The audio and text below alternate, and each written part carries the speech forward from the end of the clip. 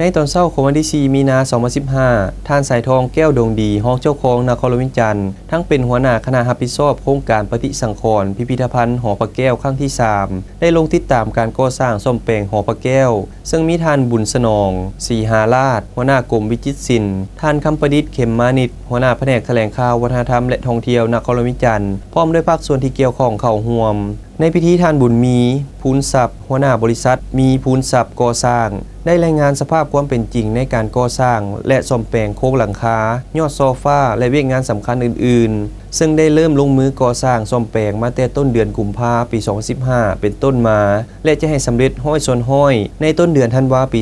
2015ด้วยมูลค่าการก่อสร้างทั้งหมด6ตื้อกว่ากีบในพิธียังได้ยางเลาะเบิงเขตโครงการก่อสร้างและเวียกที่ได้เฮ็ดไปแล้วพร้อมกับเวียกที่จะลงมือในต่อหน้าตามขั้นตอนของวิชาการที่ได้ลงมือเฮ็ดตัวจริงพร้อมนั้นทานห้องเจ้าของพร้อมด้วยคณะยังได้ชี้นำเวียกงานบางอันที่เห็นว่ามีความสำคัญความงามความปราณีตการเป็นรูปแบบเดิมแบบลาวๆซึ่งเป็นเอกลักษณ์เก่าแก่มาแต่ช้านานแล้วนั้นให้ปกปักรักษาไว้เป็นรูปเดิมคือเก่า